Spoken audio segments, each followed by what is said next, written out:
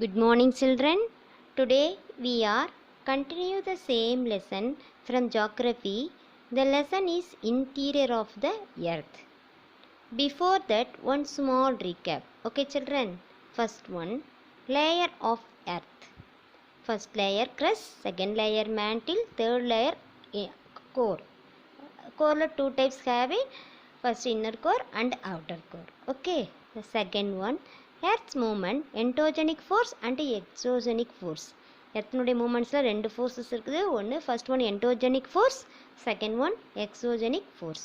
Okay children, because of this moment what and all happen the interior of the earth which known as endogenic force. எர்த்தினுடைய interior உள்ளே ஏற்படக்கூடிய forces தான் என்னென்னு சொல்லுவோம், endogenic force. Because of this movement, what and all happened the surface of the earth which is known as exogenic force.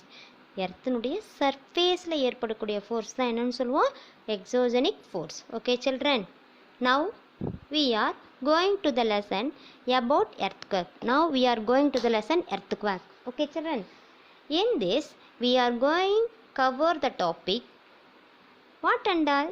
First one, causes of earthquake. Second one, effect of earthquakes. Third one, distribution of earthquakes. Okay, then let us start the topic.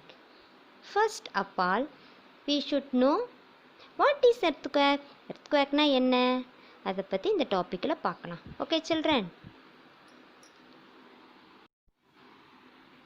எர்த்குவேக்னா நிலநடுக்கம். Okay, a sudden movement of a portions of the earth crust which produce a shaking or trembling is known as earthquake. எர்த்குவேக்னா எப்படி வருதுன்னா, எர்த்தினுடைய crust பகுதி, மேல் பகுதி, சர்ஃபேஸில் வந்து ஒரு போர்ஷனில் வந்து சடன் மூமெண்ட் ஏற்படும். அது எப்படி ப்ரொடியூஸ் பண்ணுன்னா, ஷேக்கிங் ஆர் ட்ரம்பிளிங், அசைவையும் நிலநடுக்கத்தையும் ஏற்படுத்தும். அதை தான் சொல்லுவோம், என்னென்னு சொல்லுவோம்னா எர்த்குவேக்னு சொல்லுவோம். Earthquakes may cause widespread damage of life and property. இந்த எர்த்குவேக் வந்துச்சுன்னா மிகப்பெரிய அளவு லைஃப்பையும் ப்ராப்பர்ட்டியும் டேமேஜ் பண்ணும். வாழ்க்கையும் நம்ம மாற்றி போட்டுரும். ப்ராப்பர்ட்டி இருக்கிற திங்ஸ் எல்லாத்தையுமே என்ன பண்ணணும், டேமேஜ் பண்ணிடும்.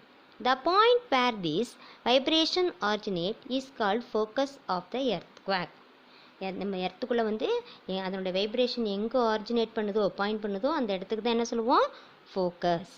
The point of the earth surface directly above the focus is called epicenter of the earthquake.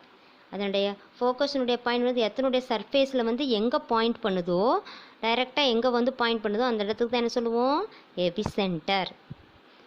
From the focus the earthquake vibration travel in different direction in the form of seismic waves. அதுதான் என்ன சொல்லுவோம், seismic. எர்த்குவேக்கினுடைய அதனுடைய ஃபோக்கஸில் வந்து அதனுடைய waves எல்லாம் different டைரெக்ஷனில் வந்து form ஆகும். அதனுடைய வேவ்ஸ்க்கு தான் என்ன சொல்லுவோம், சைஸ்மிக் வேவ்ஸ்.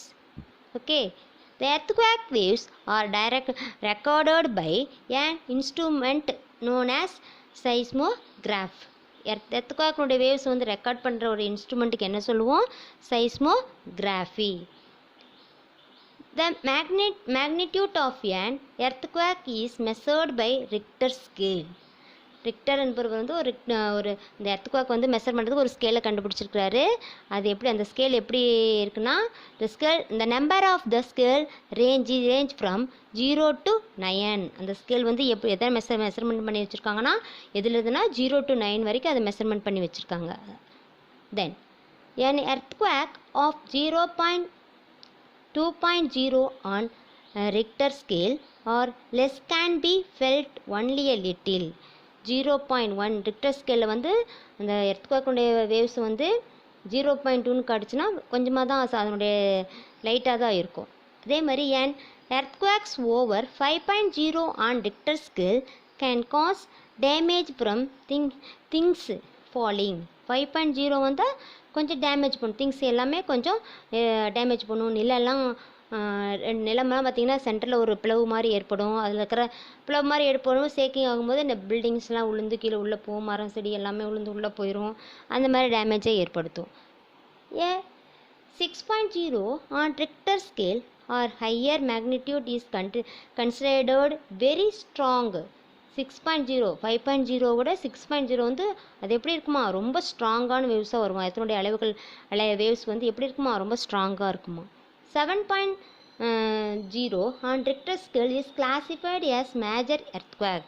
இருக்கிறதுலே மிகப்பெரிய சேதத்தை ஏற்படுத்தக்கூடியது எதுனா 7.0.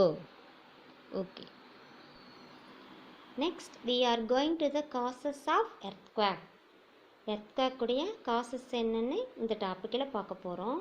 காசஸ்னால் தாக்கம், எர்த்குவேக்குடைய தாக்கங்கள் என்ன அப்படின்னு இந்த டாப்பிக்கில் பார்க்குறோம். Okay children, the chief cause of earthquake is the sudden slipping of the portion of the earth crust along fractures or falls. எர்த்தினுடைய சர்ஃபேஸில் பிளவு மற்றும் விரிசலை ஏற்படுத்தும். இதுதான் மிக முக்கியமான விளைவு. Okay, the movement of the molten rocks underneath the surface produce strains which break the rocks apart. எர்த்தின் உள்பகுதி ராக்கெல்லாம் இலகிய கற்குழம்பு போல நகரும். அப்போது எர்த்தினுடைய சர்ஃபேஸில் ராக்ஸ்லாம் என்ன ஆகும், பாறை எல்லாம் உடையும்.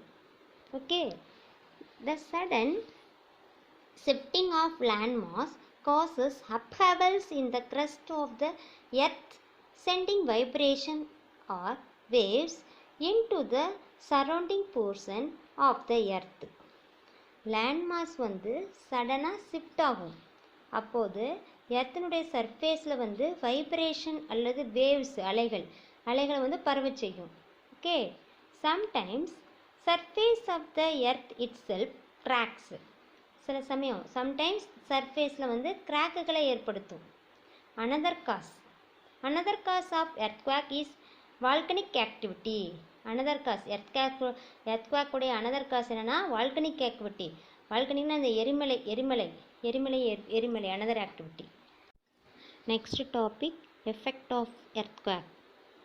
எஃபெக்ட்னா விளைவு, earthquake உடைய விளைவுகள் என்ன அதை பற்றி பார்க்க போகிறோம் இந்த டாப்பிக்கில். Okay children, okay, the earthquake may cause change in the earth surface. earthquake வந்து எர்த்தினுடைய சர்ஃபேஸில் பல்வேறு மாற்றங்களை ஏற்படுத்தும். Okay, vibration often set landslides in mountains range. Mountain region பகுதியில் வந்து வைப்ரேஷனும் லேண்ட்ஸ்லைடும் அடிக்கடி ஏற்படும். Okay children, a greater danger in earthquake is falling of building. மிகப்பெரிய எர்த்குவேக்குடைய மிகப்பெரிய டேஞ்சர் என்னன்னா பில்டிங்கில் வந்து சேதப்படுத்திடும். Okay, most of the houses which collapsed were made up of mud and brick. most of the houses எல்லாம் கொலாப்ஸ் ஆயிரும். அங்கே இருக்கிற மண்ணாலும் செங்கற்களாலும் கட்டப்பட்டது எல்லாம் கொலாப்ஸ் ஆகி ஒரு மிகப்பெரிய மரணக்குழி போல் எல்லாமே உளுந்த மாதிரி ஆயிரும். Okay, another one fire great danger. another one fire is another great danger. another வந்து அடுத்து வந்து டேஞ்சர் எதுனா fire. Underground water system is naturally disturbed by such movement. Underground water system earthquake வந்து தண்ணிக்கு அடியில் வந்துச்சுன்னா என்ன ஆகும், மிகப்பெரிய சேதத்தை ஏற்படுத்தும், டிஸ்டர்ப் பண்ணும். Earthquake which origin below or near the sea cause great disturbance in the water. இது எங்கெல்லாம் இருக்குன்னா சீயோரம், கடற்கரையோரம் இருக்க பகுதிகள், எங்கெல்லாம் ஆரிஜின் எர்த்குவேக் எந்த பகுதியை உருவாகுதோ அந்த ஏரியா ஃபுல்லாக மிகப்பெரிய டிஸ்டர்பன்ஸை ஏற்படுத்தும். த ஃப்ளட் அண்ட் வேவ்ஸ், மிகப்பெரிய அந்த அலைகளால் வரக்கூடிய வெள்ளம் வந்து மக்களுடைய அன்றாட வாழ்க்கை எல்லாத்தையும் பாதிக்கும். The floods and waves causes great loss of life sometimes more then the earthquake itself. Earthquake மாதிரியே இந்த சம்டைம்ஸ் பெரும் வெள்ளம் வந்துச்சுன்னா மக்களுடைய அன்றாட வேலைகள் எல்லாத்தையும் கொலாப்ஸ் பண்ணிடும். சுனாமி, எ ஜாப்பனீஸ் டேர்ம். சுனாமிங்கிறது ஒரு ஜப்பானிய வேர்டு. இந்த name given to huge wave. எதுக்கு, மிகப்பெரிய சுனாமியில் மிகப்பெரிய அலைகள் வருதில்ல, அந்த அலைகளுக்கு தான் சுனாமின்னு சொல்லி கொடுத்துருக்காங்க. Caused in the sea by an earthquake. எர்த்குவேக்கில் ஏற்படக்கூடிய அந்த சுனாமிங்கிற வேர்டு ஜாப்பனீஸ் வேர்டு. அந்த ஜாப்பனீஸ் வேர்டு சுனாமிங்கிறது ஹியூஜ் வே, அதனோட மீனிங் என்ன, ஹியூஜ் வே, அதுக்கு வே கொடுத்துருக்காங்க. Tsunami are quite common along the coast of Japan and other region in the Pacific Ocean. Tsunami எங்கெல்லாம் அதிகம் வந்துன்னா காமனாக கோஸ்டில் கடற்கரையோரம், ஜப்பானுடைய கடற்கரையோரத்துலேயும் அது பசிபிக் ஓஷன் பகுதியிலும் சுனாமி வந்துச்சு. Okay children, listen. Next we will go to the distribution of earthquake. Okay children, The first distribution of earthquake coincide very closely with that of volcanoes region of greatest seismicity or circum-Pacific area, with the epicenter and the most frequent occurrence along the Pacific Ring of Fire. Earthquake வந்து பெரும்பாலும் volcanic பகுதியில் தான் ஏற்படுது. அதே மாதிரி Pacific Ring of Fire பெரும்பாலும் Pacific Ocean பகுதியில் தான் காணப்படுது. Okay, it is said that about 60% of earthquake occur in the belt. World வைஸில் பார்க்கும்போது 60% ஆஃப் எர்த்குவேக் வந்து பசிபிக் ஓஷன் பகுதியில் தான் ஏற்படுது. Okay, another 31% of earthquake take the Pacific in the Mediterranean Himalayan belt, including Asia Minor, the Himalayan and the part of northwest China. மீதமுள்ள earthquake வந்து ஏசியாவில் உள்ள இமயமலை பகுதியிலும் அதே மாதிரி நார்த் வெஸ்ட் சைனாவிலிருந்து மெடிடேரியன் பகுதி வரையிலும் ஏற்படுது. Remaining percent of earthquake are occur in the North Africa and the Rift Valley areas of the Red Sea and Dead Sea. மீதமுள்ள 1% நார்த் அமெரிக்காவிலும் Red Sea and Dead Sea rift valley area பகுதியிலும் earthquake ஏற்படுகின்றன. In India, the Himalayan region and the Ganga Brahmaputra valley are prone to the earthquake. இந்தியாவில் Himalayan region, Ganga Brahmaputra valley earthquake பகுதியாக கண்டறியப்பட்டன. A number of earthquakes have been experienced in this region. அதிக number of earthquake வந்து இப்பகுதியில் தான் ஏற்பட்டன. Some of them were very severe and caused extensive damage. மிக மோசமான அழிவுகளை ஏற்படுத்திய எர்த்குவேக் இப்பகுதியில் தான் அறியப்பட்டது. The earthquake of Uttaragasi in 1991 and Samoli in 1999. 1991 உத்தரகாசியிலையும் அதே மாதிரி 1999 சாமோலிலும் ஏற்பட்ட எர்த்குவேக் இதற்கு சிறந்த ஒரு எக்ஸாம்பிளாக கூறலாம். Deccan Plateau, which was supposed to the comparatively free from the danger of the earthquake, has experienced two severe earthquakes in the past. The Heina earthquake in the 1997 and the Ladur earthquake in 1993. எர்த்குவேக்கே இல்லாத பகுதி என்று சொல்லப்பட்ட டெக்கான் பிளாட்டியூலே 2 மிக மோசமான earthquake ஏற்பட்டன. 1967 ஹெய்னாவிலும் 1993 லாதூரிலும் ஏற்பட்ட 2 earthquake இப்பகுதியில் ஏற்பட்டவையாகும். Okay children, இன்னைக்கு என்னென்ன பார்த்தோம்? எர்த்குவேக் டாபிக் தான் எர்த்குவேக். எர்த்குவேக்னா என்னன்னு பார்த்தோம். அதனுடைய 3 பாயிண்ட்ஸு காசஸ் ஆஃப் எர்த்குவேக், எர்த்குவேக்குடைய தாக்கம் என்னன்னு பார்த்தோம். Second one effect of earthquake, எர்த்குவேக்குடைய விளைவுகள் என்னன்னு பார்த்தோம். அடுத்தது டிஸ்ட்ரிபியூஷன் ஆஃப் எர்த்குவேக், எர்த்குவேக்குடைய டிஸ்ட்ரிபியூஷன் எந்தளவுக்குலாம் டிஸ்ட்ரிபியூஷன் ஆச்சு இதெல்லாம் பார்த்தோம். Okay children, thank you. Children listen, book page number கொடுத்துருக்கோம். அதில் ஹார்ட் வேர்ட்ஸ்லாம் அன்லைன் பண்ணியிருக்கோம். ஓகே, அந்த ஹார்ட் வேர்ட்ஸ் அன்லைன் பண்ணியிருந்தாலும் நான் ரைட் பண்ணியும் கொடுத்துருக்கேன்.